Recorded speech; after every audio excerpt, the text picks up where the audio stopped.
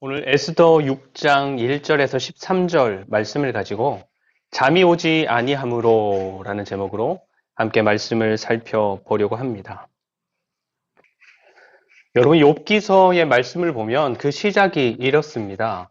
우스라는 땅에 욥이라고 불리는 사람이 있었는데 그 사람은 온전하고 정직하고 무엇보다 하나님을 경외하며 악에서 떠난 사람이었더라. 그렇게 욥이라는 사람의 신상을 먼저 소개합니다. 그리고 그 다음부터는 그런 욥이 가진 것들, 그 소유에 대해서 소개하는데 먼저는 아들이 7이고 딸이 3이고 양이 7천 쭉 이야기를 합니다. 그리고 마지막으로 그런 욥이 추구하는 삶의 태도가 어떤지를 조금 더 구체적으로 설명하는데 자기의 자녀들이 하나님의 백성으로서 구별되고 성결한 삶을 살아가도록 애를 쓰고 자녀들이 살아가면서 하나님을 욕되게 하지는 않았을까 그렇게 조심하고 하나하나 살피면서 양육하더라 라고 하면서 욥이 살아가는 삶의 행위나 그 태도가 하나님을 존중하는 삶을 살더라. 그렇게 언제나 자신의 삶을 하나님 앞에서 살아가려고 애를 쓰는 한 사람이 바로 욥이더라 라고 욥에 대한 소개로 말씀을 시작하는 것입니다. 여러분 욥에 대한 그런 소개처럼 지금 우리의 삶도 소개된다면 우리의 삶도 소개된다면 어떻게 소개될 수 있을까요? 현풍 테크노폴리스의 아무개라 불리는 사람이 있는데 그 사람은 온전하고 정직하고 하나님을 경외하며 악에서 떠난 사람이더라. 가진 것이 넉넉하지는 않지만 그 삶이 구별되고 성결한 삶을 살아가려고 애를 쓰고 자녀들에게도 참된 신앙을 가르치고 하나님을 존중하는 삶을 살아가는 아이들이 되도록 늘 기도하며 살피더라. 이렇게 소개하는 말로 쓸 수 있을까요? 여러분 우리 그리스도인의 삶은 코람데오라고 하지요. 하나님 앞에서 살아가는 삶입니다.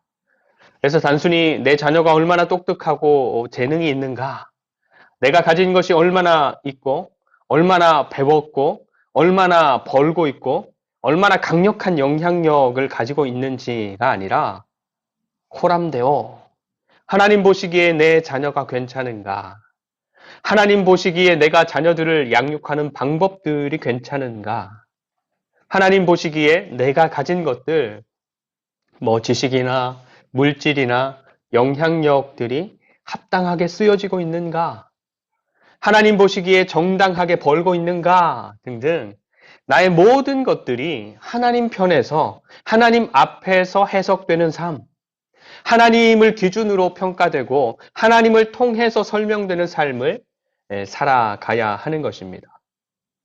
모든 것이 완벽했던 삶을 살아가고 있었던 욥의 삶에 갑자기 우리가 불행이라고 말하는 것들이 찾아옵니다. 스바 사람들이 나타나서 욥의 종들을 죽이고 가진 것들을 모조리 빼앗아갑니다. 또 갑자기 하늘에서 불이 내려서 욥이 기르던 양들 7,000마리나 있었는데 그 양들을 모조리 불사르고 함께 있던 종들도 불태워버립니다.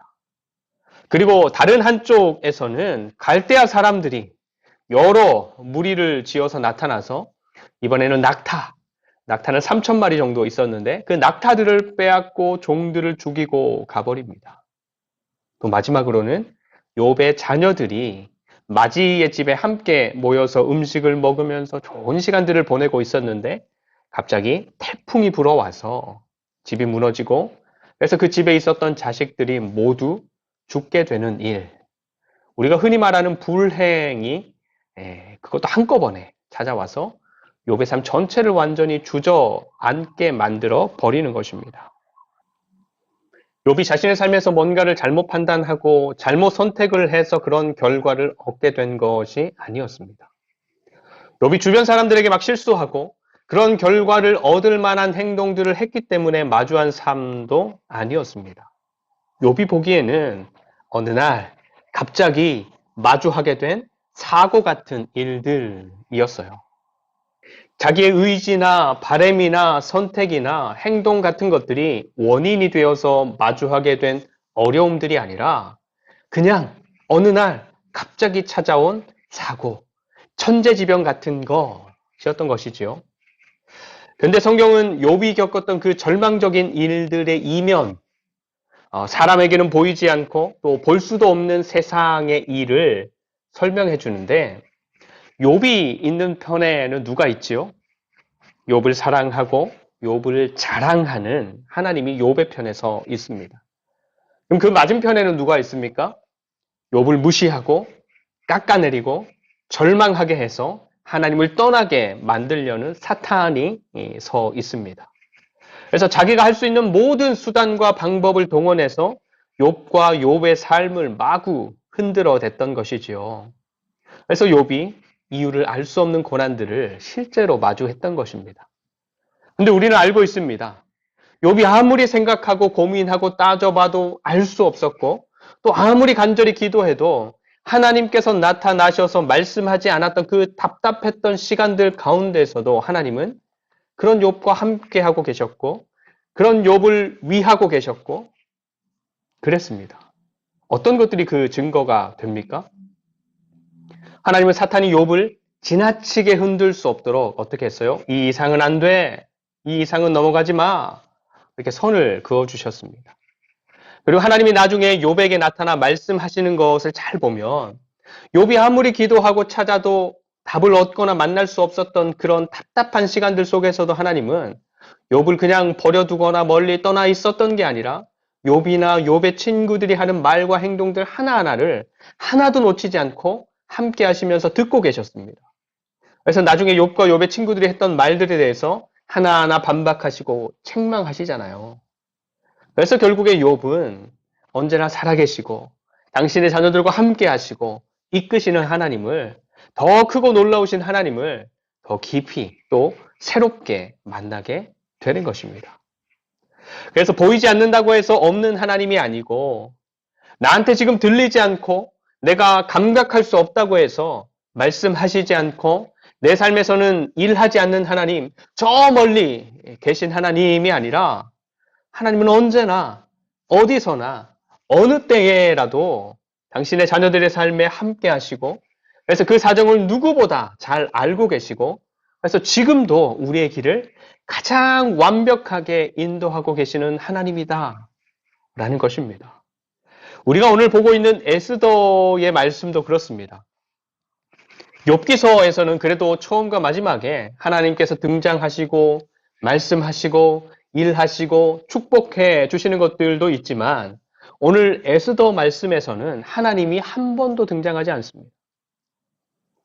하지만 에스더 말씀을 읽어보면 하나님은 약속의 땅과는 너무너무 멀리 떨어져 있는 바벨론 땅, 페르시아, 그 이방 사람들의 땅 한 복판에서도 하나님은 당신의 백성들과 함께 하시면서 그 백성들의 삶을 지키시고 그 백성들을 위해서 정말로 강력하게 그리고 가장 완벽하고 지혜롭게 일하고 계신다라는 것을 너무너무 분명하게 감지할 수 있는 것입니다. 에스더 말씀에 등장하는 중요한 인물들 누구지요? 먼저는 에스더가 있고 그 에스더를 딸처럼 양육하고 보살펴주는 모르드게가 있고 또 그 모르드게를 너무너무 싫어해서 그 민족들까지 모조리 죽이려고 하는 하만이라는 사람이 있습니다. 에스더와 모르드게는 그 땅에 잡혀온 포로들이었어요. 그런데 하만은 왕이 신뢰하는 사람, 왕의 버금가는 권력을 가진 사람, 그래서 자기가 원하면 거의 모든 일을 할 수 있는 사람이 바로 하만이었습니다. 그래서 앞에 1장부터 5장 말씀을 보면 모르드게를 너무너무 싫어하던 하만이 모르드게만 죽이는 것으로는 성에 차지 않아서 그 땅에 살고 있었던 유다인들 모두를 죽이려고 하는 계획을 너무너무 쉽게 일사천리로 진행해 갑니다. 반면에 모르드게는 문지기였으니까 애초에 하만에게 맞서서 어떻게 해볼 수 있는 위치가 아니었죠. 그리고 에스더는 왕후가 되기는 했지만 뭔가를 자기 마음대로 할 수 있는 그런 힘은 없었습니다. 그래도 모르드게와 에스더는 발버둥 칩니다. 어떻게 발버둥 칩니까? 우선 모르드게는 자기가 가진 힘으로는 어찌할 수 없는 이 일을 마주한 것이니까 기도하지요. 굵은 베옷을 입고 같은 민족된 다른 사람들과 함께 울면서 금식하면서 기도합니다. 그럼 에스더는 어떻게 합니까? 법으로는 허용되지 않지만, 그래서 죽을 수도 있지만 죽으면 죽으리라 라는 심정으로 자기가 먼저 왕을 찾아가는 것입니다. 왕을 통해서 이 일을 해결해 보려고 하는 것이죠. 여러분, 이 모르드게와 에스더 둘 중에 어떤 사람의 방법이 더 믿음의 백성다운 선택이고 행동입니까? 둘 다죠, 둘 다. 자기가 할 수 있는 다른 방도가 없어서 금식하며 기도하는 것, 하나님만 붙드는 것, 그것도 믿음의 백성다운 행동이지만, 기도하면서 자기가 할 수 있는 일을 찾고 애를 쓰는 것 역시도 하나님의 백성다운 열심이고 행동인 것입니다. 그래서 5장 말씀을 보면 모르드게는 그렇게 울며 금식하고 기도하고 있지만 뭐 특별한 응답을 받았다거나 마음의 확신을 얻거나 평안을 얻거나 하지는 못했습니다. 그런데 에스더는 왕 앞에 나아가고도 죽지 않는 일에 성공을 했어요. 그래서 에스더를 통해서 에스더가 죽음을 각오하고 선택한 그 길을 통해서 뭔가 되는가? 일이 되는가? 그래서 하만이 계획한 그때가 되기 전에 유대인들의 목숨을 구하는 일을 에스더를 통해서 성공할 수도 있겠다. 이런 느낌도 조금 받게 됩니다. 근데 이렇게 긍정적인 분위기가 시작되는 듯 보이는 때에도 에스더나 모르드게 두 사람 모두가 놓치고 있는 일이 있었어요. 놓치고 있는 일. 그게 뭔가 하면 바로 모르드게의 목숨입니다. 여러분, 하만이 페르시아가 지배하는 땅에 있었던 모든 유다인들을 죽이려고 제비를 뽑아서 얻은 달, 시간이죠. 얻은 달은 12월, 12째 달입니다. 12월. 그런데 에스더가 왕 앞에 나아가는 일에 성공했을 때는 세 번째 달이에요. 3월. 그래서 유다인들을 죽이려는 계획이 실행되기까지는 앞으로 좀 남았죠. 한 9개월 정도 남았습니다. 시간적인 여유가 조금 있어요. 그래서 에스더는 자기가 계획한 대로 왕에게 부탁하는 것을 천천히 그리고 조심스럽게 잘 진행해 가면 됩니다. 그런데 하만이 유다민족 전체를 죽이려고 하는 계획은 한참 남았지만 하만이 자기 집에 높은 장대를 세우고 왕한테 허락을 얻어서 모르드게를 거기에 매달아 죽이려고 작정한 날은 9개월 후가 아니라 바로 내일이었습니다. 내일. 왕후였던 에스더가 왕과 자기를 또다시 잔치에 초대했는데 그 두 번째 잔치가 열리게 되는 내일, 그 잔칫날에 왕과 함께 잔치의 기쁨도 마음껏 즐길 것이지만 무엇보다 그동안 자기를 너무너무 짜증나게 했던 모르드게를 끝내는 기쁨, 죽이는 기쁨, 제거하는 기쁨 역시도 그날에 한껏 맛보려고 했던 것입니다. 그런데 에스더와 모르드게는 12월에 있는 하만의 그 계획만을 생각하고 있었지 당장 내일 일어날 일에 대해서는 전혀 모르고 있었던 것입니다. 근데 여러분, 재미있는 게 오늘 6장 말씀을 보면 무슨 일이 일어납니까? 6장 1절. 그날 밤에, 전날 밤이에요, 전날 밤. 그날 밤에 왕이 잠이 오지 아니하므로 명령하여 역대 일기를 가져다가 자기 앞에 읽히더니 왕이 밤이 되어서 잠을 자야 되는데 잠이 오지 않는 것입니다.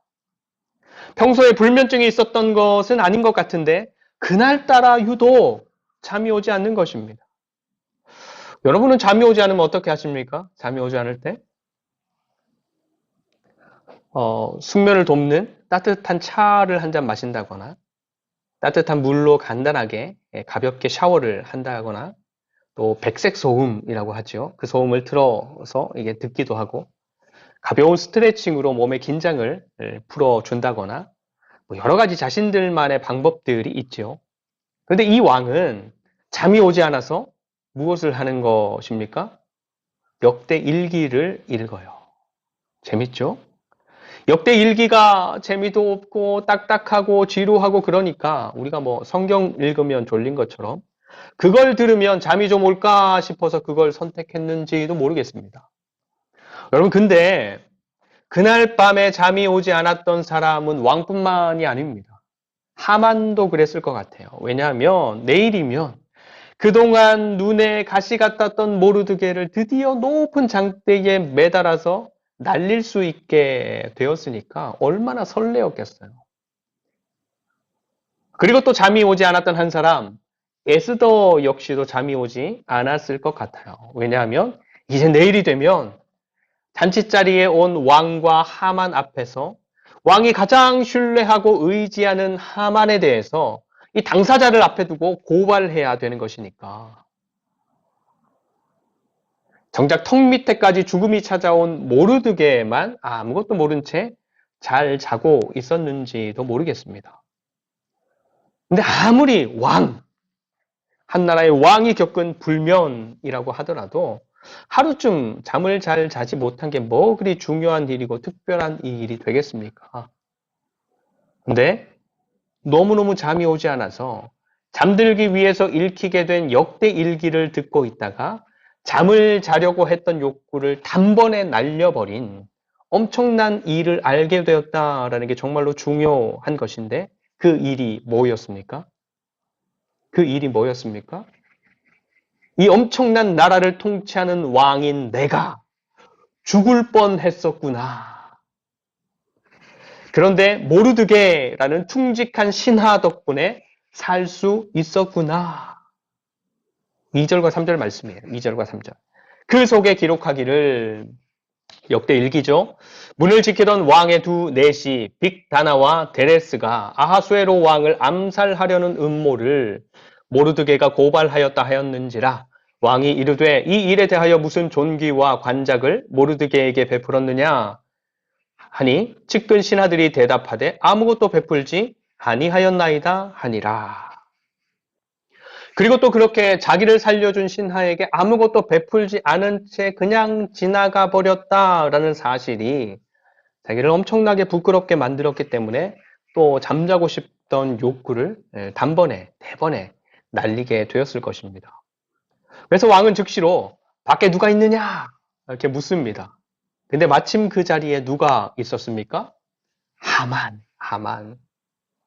여러분 왕은 밤이 늦도록 잠이 오지 않아서 잠에 들기 위해서 지루하고 재미없는 역대 일기를 읽히고 듣다가 그만 나를 샌 것입니다. 그리고 하만은 왕에게 가서 자기를 무시하고 못살게 구는 모르드게를 창대에 매달아 죽여서 백성들에게 본보기로 삼겠다라는 허락을 너무너무 빨리 구하고 싶어서 새벽같이 이 왕을 찾아가서 기다리고 있었던 것입니다. 그 두 사람의 시간이 딱 들어맞았어요. 그래서 왕이 자기를 살려준 모르드게에게 가장 존귀한 보상을 해주고 싶어서 그것에 대한 자문을 구했던 사람이 하필이면 하만. 드디어 모르드게를 죽일 수 있게 되었다는 설레는 마음에 뜬 눈으로 밤을 지샜던 하만. 그래서 동이 트자마자 왕을 찾아온 그 하만이 바로 모르드게를 위한 왕의 자문 상대가 되었던 것입니다. 그래서 6절부터의 말씀이지만 특별히 10절과 11절 말씀을 보면 자기가 그렇게 미워하고 대적하고 죽이려고 했던 모르드게를 온 백성들 앞에서 오히려 인정하고 높이는 일을 하만 자신이 자기의 입으로 직접 반포하게 되는 수치스러움을 당할 수밖에 없게 되었던 것입니다. 여러분, 이 역사의 어느 부분에서 하나님께서 나타나셨다 말씀하고 있습니까? 여러분, 이 이야기의 어느 부분에서 하나님께서 말씀하시고 약속하시고 일하셨다 증거하고 있습니까? 없습니다. 한 구절도 없어요. 하나님에 대해서 이야기하고 하나님께서 나타나셔서 말씀하셨다 이런 부분이 한 구절도 없어요. 근데 여러분, 이 역사의 어느 부분을 하나님을 빼고서 이야기할 수 있습니까? 하나님에 대해서 한마디도 하고 있지 않지만 하나님을 빼고서는 한 부분도 설명할 수 없는 역사인 것입니다. 여러분, 이 역사의 전체 그림 속에서 부분들을 한번 생각해보고 좀 정리해보면 좋겠는데, 먼저는 여러분, 우리의 삶에서 일어나는 아무것도 아닌 것 같은 일들이 하나님 안에서는 아무것도 아닌 일이 아니다라는 것입니다. 여러분, 아무리 왕이라고 하더라도 하루쯤 잠을 잘 이루지 못하는 것, 잘 자지 못하는 것이 뭐 그리 큰 일이 되겠습니까? 그렇죠? 그리고 왕이 잠이 오지 않았을 때 역대 일기를 꺼내서 읽게 하고 그것을 듣고 있는 것이 뭐 그리 특별한 일이 될 수 있겠습니까? 그렇죠? 그런데 어느 날 갑자기 왕이 잠을 잘 수 없었던 것도, 그리고 그렇게 잠이 오지 않았을 때 잠을 자기 위해서 다른 일이 아니라 역대 일기를 꺼내서 읽게 하고 그것을 들으면서 밤을 샌 것도 사실 아무것도 아닌 일이 아니었습니다. 그 일들이 아무것도 모르고 있었던 모르드게의 목숨을 살리는 엄청난 일, 특별한 일이 되었던 것이지요. 그리고 그 일이 그 나라에서 거칠 것 없이 승승장구하던 하만을 멈춰 세우고 고꾸라뜨리는 엄청난 역사의 시작이 되었던 것입니다. 하나님 안에서는 아무것도 아닌 일이 아무것도 아니지 않은 것입니다. 그리고 여러분, 모르드게가 왕을 암살하려고 했던 시도를 사전에 알고 알려서 왕을 살렸습니다. 그렇죠? 근데 모르드게는 당시에 그것에 대한 보상을 전혀 받지 못했어요. 당연히 받아야 하고 마땅히 누려야 하는 그런 보상을 받지 못하고 그런 권리를 누리지 못하고 그냥 지나갔던 것입니다. 사실 억울한 일이고 어떻게 생각하면 불행한 일이라고 여길 수도 있는 일이었습니다. 주변에 있는 사람들도 말하기를 실속 없는 사람이라고, 자기 것도 못 찾아먹는 헛똑똑이라고 혀를 찰 수도 있는 그런 일이었습니다. 근데 하나님 안에서는 어떠했습니까? 억울한 듯 보이고 불행한 듯 보이는 그런 일들조차도 억울하고 불행하고 어이없는 일들로 그냥 그렇게 끝나지 않았습니다. 그때는 그렇게 아무런 보상 없이 지나갔었기 때문에 오늘 6장의 일, 모르드게를 죽이려던 하만의 계획을 멈출 수 있었고, 그렇게 하만의 일을 멈추게 한 것뿐만 아니라 오히려 하만 자신의 입으로 모르드게를 존귀한 사람이라고 높여야 하는 그런 수치스러운 자리로까지 밀어낼 수 있었던 것입니다.